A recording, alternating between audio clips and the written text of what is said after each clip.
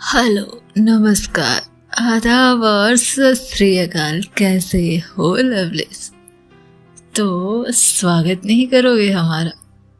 चलो भाई, स्वागत करो।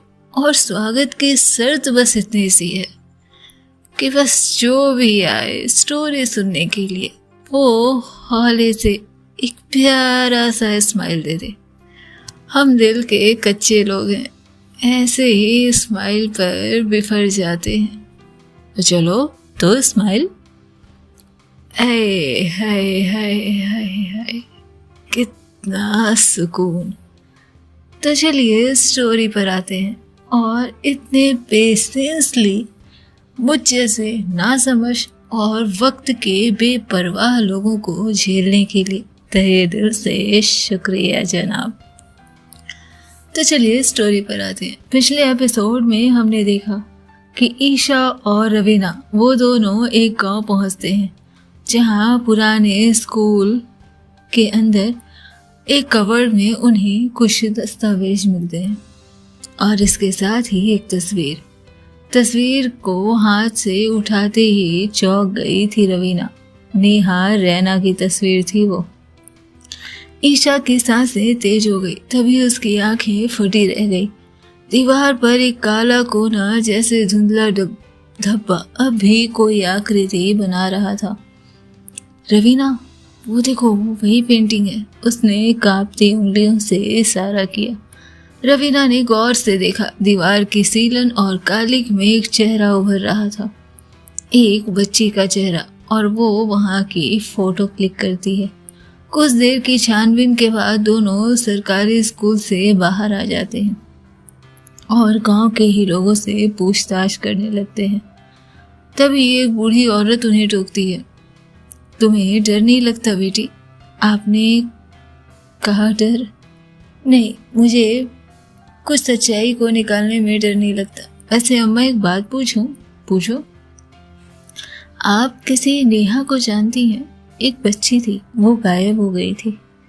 अम्मा उसे नजरों से देखती है और फिर कहती है, हाँ, बड़ी घुलमिल करने वाली बच्ची थी, अच्छी बच्ची थी वो। मैं उसे स्कूल में काम करती थी जहाँ वो पढ़ती थी। लेकिन जिस दिन वो जा रही थी वो अकेली नहीं थी। वो बुढ़िया फुसफुसाती है। उसके साथ एक जवान लड़की थी, ठीक इसकी तरह। ईशा की तरफ देखते हुए उसने इशारा किया था और ईशा सिहर गई थी। मेरी जैसी? वो अब मुश्किल ही कुछ बोल पाई। बुढ़िया ने उसकी आंखों में झांका, उसके बाद उसकी चाल और वो पागल सी आंखें। वो भी पेंटिंग करती थी, बिल्कुल तुम्हारी जैसी थी। हाँ, तुम थोड़ी शांत हो और वो शैतान हुआ करती थी। उसने सबसे ज्यादा परेशान किया है मुझे। अब रवीना और ईशा दोनों सन्न थे। रवीना ने पूछा, अम्मा, आपको उनका नाम पता है? बुढ़िया कुछ देर सोचती रही, चुप रही और कुछ देर बाद एक नाम लिया। अनुप्रिया।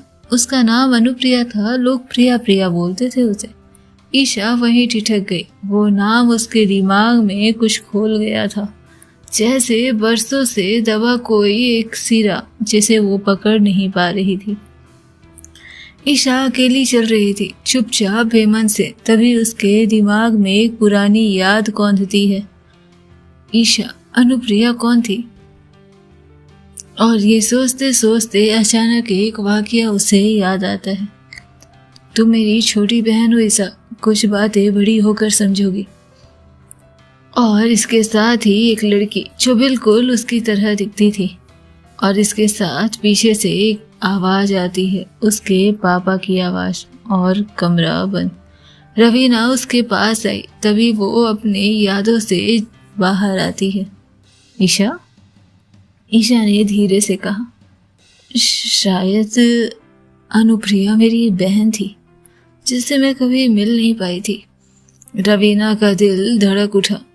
क्या नेहा रैना अनुप्रिया की जिंदगी में कोई रहस्य थी? ईशा की आंखों में आंसू थे। शायद नेहा को अनुप्रिया ने ही बचाने की कोशिश की होगी। बचाने की? पर किससे? पता नहीं, मेरे दिमाग में बस ये बात आई, मैंने कह दिया।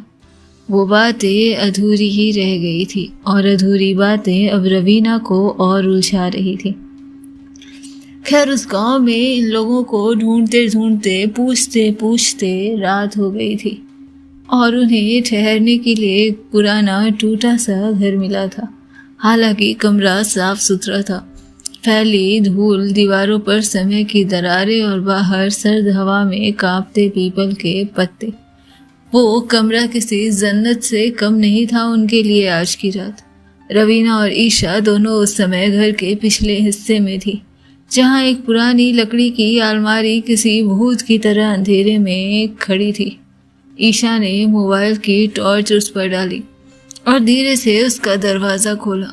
हम यहाँ रहेंगे, यहाँ कुछ ढूंढेंगे और उसके बाद अगर रहना हुआ तो रह लेंगे, और अगर प्रिंसेस नहीं रह पाई तो हमें तो किसी नई जगह पर चलना होगा। अच्छा, बोल तो ऐसे रही हो जैसे अगर मैं नहीं रह पाई तो तुम रह लोगी। हम पुलिस वाले हैं मैम, हम कहीं भी रह लेंगे, हम सड़क पर भी रह लेते हैं। हाँ, तो इस मामले में मैं प्रिंसेस हूँ तो क्या करोगी? कुछ नहीं, आपको प्रिंसेस ट्रीटमेंट दूंगी और क्या। चलो कुछ सर्च कर ले पहले। और इसके साथ ही वो टॉर्च ऑन करके धीरे से दरवाज़ा खोलती है। इतना सब तो केस फाइल में भी नहीं था। ये क्या है, मैं कहाँ पहुँच गई हूँ? ईशा धीरे से, तुम्हें क्या ज़रूरत है इस केस में लगने की? जो बात रहस्य को निकालने में वो कहीं और नहीं है मैडम। और वो फिर से ईशा के थोड़े करीब आने लगती है। तभी ईशा अपने कदम पीछे लेती है। तुम सर्च ऑपरेशन पर हो ना, तो सर्च करो, इस तरह से फ्लर्ट क्यों करती हो? मुझे फ्लर्ट करना नहीं आता। हा, वेरी फनी। इस तरह से पहले किसी को परेशान करो और फिर बोलो मुझे फ्लर्ट करना नहीं आता। ईशा तभी कुछ देखती है और कहती है, रवीना, ये अनुप्रिया का कमरा था शायद।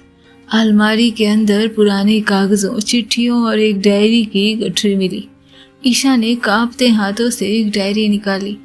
उस पे एक नाम उभरा, अनुप्रिया राजदान। नीचे लिखा था, मुझे माफ कर देना ईशा। रवीना। राजदान? ये तो तुम्हारा?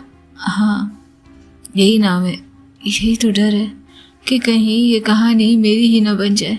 डायरी के पन्ने पलटते रहे और उनमें कुछ तारीखें और एक बच्ची नेहा रैना का जिक्र था।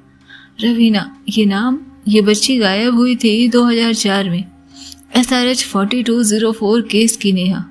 ईशा सांस थामते हुए, मतलब अनुप्रिया दी ने उन्हें पनाह दी थी या कुछ और?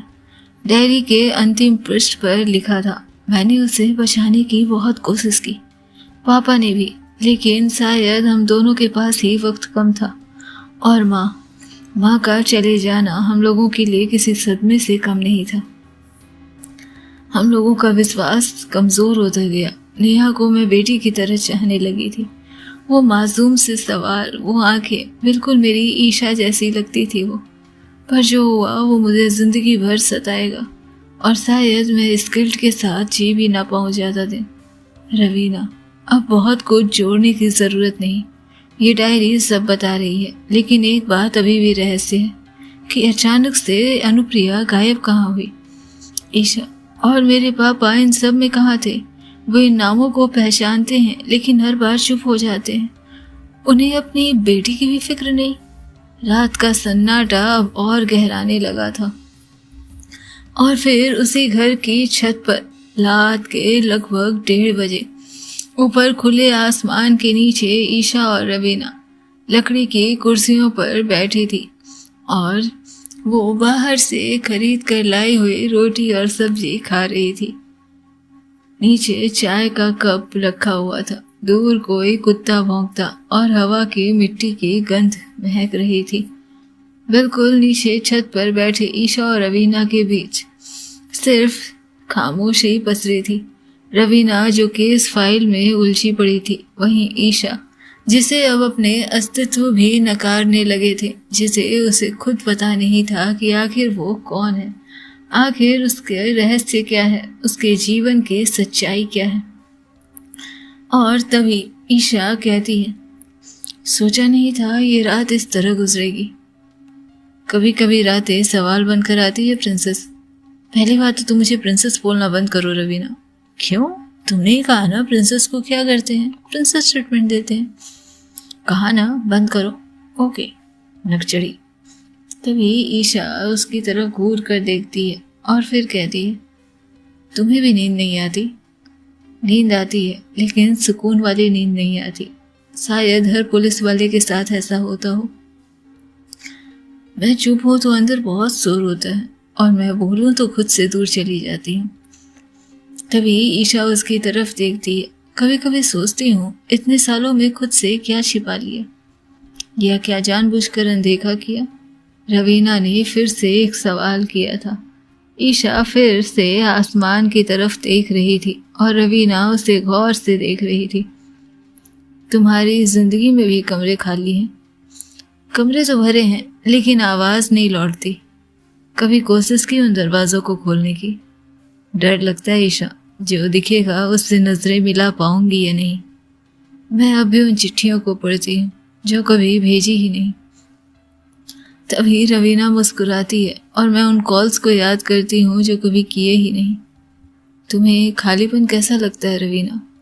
जैसे कोई धीमा जहर जो हर दिन थोड़ा थोड़ा खोखला करता हो हमें। तभी ईशा उसकी तरफ देखती रही। कुछ देर तक दोनों चुप थे और ईशा कहती है, तुम थक गई हो। रवीना उसकी तरफ देखती है और आंखों से आंखें टकराते हुए सिर्फ इतना ही कहती है, बहुत बार, लेकिन रुकने की इजाजत कभी नहीं मिली। ईशा जैसे उसकी आंखों में खो रही थी। तुम रोती हो सिर्फ तब जब कोई देख ना रहा हो, वरना पुलिस वाली होकर रोना सूट नहीं करेगा ना। ईशा हंसती है। कभी किसी से कहा? हर बार चाहा पर जवान साथ नहीं देती। फिर वही बात, पुलिस वाले होना सूट नहीं करता कैरेक्टर को। अच्छा, क्या लगता है सब कुछ संभाल लेना हमारी जिम्मेदारी है? यह शायद हमें बचपन से ही सिखाया गया है कि कमजोरी मत दिखाओ, सब कुछ संभालते जाओ, मुस्कुराते रहो, जीते रहो। ऐसा भी हो सकता है। कभी लगा कि तुम्हारे अंदर कोई और भी है जिसे तुमने जीने नहीं दिया? हाँ, और वो अक्सर आईने में दिखती भी है। तुम डरती हो अकेले रहने से? ईशा ने फिर से एक बार सवाल पूछा था। मैं डरती नहीं, मैं इसकी आदी हो चुकी हूँ ईशा। कभी कभी लगता है जैसे सब कुछ बाहर छूट गया है और हम रह गए हैं अंदर। जैसे जिंदगी बाहर गुजर गई हो और हम खिड़की के पीछे से देखते रह गए। हाँ, बिल्कुल वैसी। तुमने कभी कुछ खोया जिसे आज तक नहीं भूल पाई? खोया नहीं, खुद से छीन लिया, खुद ही। तुम खुद पर इतनी सख्त क्यों? क्योंकि नर्म होना अक्सर कुछ इंसानों को तोड़ देता है ईशा। तुम्हारी जिंदगी में सबसे ज्यादा खामोश पल कब था? जब मैंने किसी के जाने पर कुछ महसूस नहीं किया था। रवीना ने अचानक से याद करते हुए जैसे वो लम्हे जवाब दिए थे।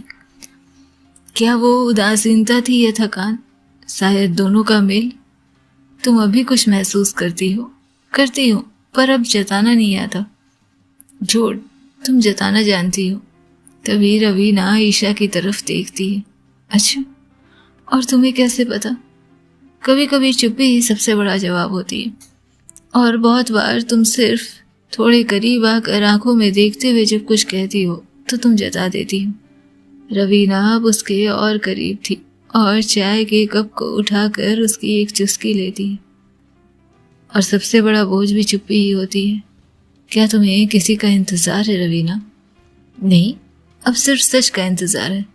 तुम्हारी सबसे बड़ी अधूरी बात क्या है? ईशा ने फिर से सवाल पूछा, जैसे आज रवीना की जिंदगी पर पीएचडी करना उसका मकसद रहा हो, जो मैंने खुद से कभी नहीं कहा। ईशा ने फिर से सवाल किया, और अगर कहोगी तो? शायद टूट जाऊंगी या शायद फिर जुड़ जाऊं। ईशा फिर से आसमान की ओर देखती है। रातें लंबी हो गई है ना? रवीना फिर से आसमान की तरफ देखने लगती। हाँ, और सपने छोटे। यही होता है ना। दोनों फिर से एक दूसरे को देखते रहे, लेकिन इस बार की खामोशी जैसे कोई अपनी खामोशी थी।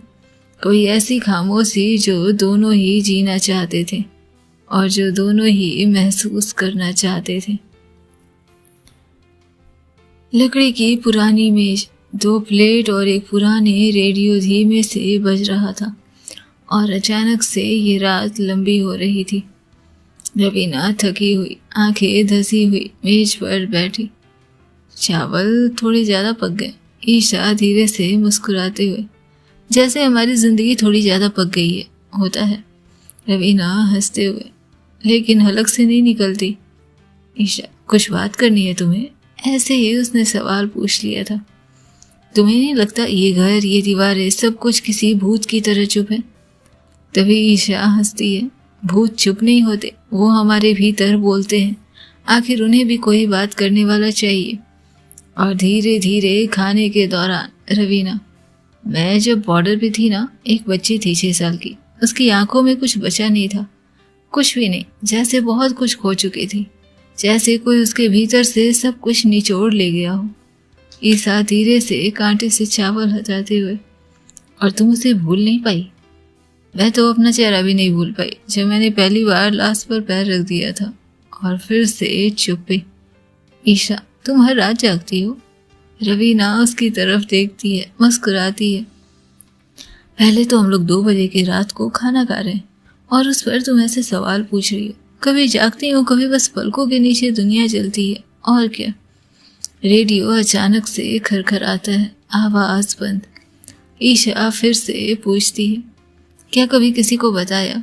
रवीना, कैसे बताती कि मैं एक बहादुर अफसर होते हुए भी हर रात अपने ही दिमाग से हार जाती हूँ। तुम बहादुर हो, लेकिन दिमाग से हार जाना हार नहीं होती। रवीना मेज की सतह पर उंगली घिसती है। मेरे अंदर कुछ है जो हर रोज मरता है और मैं उसे जिंदा होने का नाटक करती हूँ। ईशा धीरे से पानी का ग्लास उसके सामने रखती है। तुम अकेली नहीं हो। और जाने क्यों ये बातें रवीना के दिल को छू गई थी। वो बस ग्लास उठाती है और ईशा की आंखों में देखते हुए पानी का घूंट लेती है। रात गहराती जा रही थी। रवीना कहती है, जब भी किसी कमरे में अचानक सन्नाटा होता है ना, मैं चौंक जाती हूँ, जैसे कोई धमाका होने वाला हो। ईशा उसके बगल में ही जमीन पर लेटी हुई थी। PTSD तुम्हारा नाम नहीं जानता, लेकिन वो तुम्हारी सांसें गिनता है। रवीना हल्की हंसी हंसते हुए, तुम हमेशा इतनी गहराई से कैसे कह लेती हो? तभी ईशा उसकी तरफ देखती है और फिर दूसरी तरफ, क्योंकि मैं भी सन्नाटे में पली हूँ। और दोनों एक दूसरे की बातों को समझने की कोशिश कर रहे थे। जाने क्यों, पर रवीना के लिए आज ये सवाल पूछना जरूरी हो गया था। उसने ईशा से पूछा, ईशा, अगर मैं एक दिन चुपचाप कहीं चली जाऊं तो तुम ढूंढोगी? ईशा उसकी आंखों में देखती रही। एक क्षण की चुप्पी और उसके बाद, नहीं, आखिर मैं तुम्हें ढूंढूं क्यों? ना हमारा कोई रिश्ता है और उसमें से तुम्हारी जिंदगी के पर्दे उघार रही हो, मेरे जख्म को और लहूलुहान कर रही हो। लोग दर्द देने वाले को ढूंढते हैं क्या? रवीना उसकी आंखों में देखते हुए, उसके ही साथ लेटे हुए बस उससे देख रही थी और फिर कहती है, शायद लोग दर्द देने वाले को ही ढूंढते हैं, उनका ही पीछा करते हैं। अब जैसे ईशा फिर से, नहीं, मैं तुम्हें नहीं ढूंढूंगी, मैं तुम्हारे पीछे चलूंगी बिना सवाल किए। एक और सन्नाटा, मगर अब डर नहीं, सिर्फ थकावट थी। रवीना जानती थी कि अगर इस जवाब पर कोई सवाल हुए तो आज रवीना उस रिश्ते, उस तहलीज को लांघ सकती थी। उसने बस इतना ही कहा, कभी कभी मैं अपने बचपन को छूने की कोशिश करती हूँ, पर वो अब सिर्फ एक कोहरा है। कोहरे में भी रास्ते होते हैं, बस रुक कर देखना पड़ता है। जैसे जैसे आगे बढ़ते जाओ, कोहरा छटता जाता है। रवीना की आंखें जैसे नींद से भारी होने लगी थी, लेकिन वो खुद को थामे रहती है। अगर तुम नहीं होती तो मैं अब तक। ईशा धीरे से उसकी ओर देखती है। इस केस को छोड़ चुकी होती? I doubt. जब तुम्हें यहाँ भेजा गया है तो कुछ सोच कर ही भेजा गया होगा। और दूसरी बात कि मैं नहीं रहती, वो बात की बात थी। अभी बात यह है कि मैं हूँ। और रहूंगी। इतना कहना ही था कि दोनों एक दूसरे की आंखों में देखते रहे जब तक रात की काली साए अपने और अंदर प्रवेश ना कर चुके हों। चांद का नामो निशान नहीं था, लेकिन इस अमावस की रात में भी दो दिलों के अंदर बहरी कटी खामोशी जैसे धीरे धीरे छट रही थी। क्या होना था आगे, क्या बदलना था, जानने के लिए सुनते रहें नेक्स्ट एपिसोड। तब तक खुश रहें, स्वस्थ रहें, मस्त रहें, बिंदास रहें, खुद का बहुत ध्यान रखें।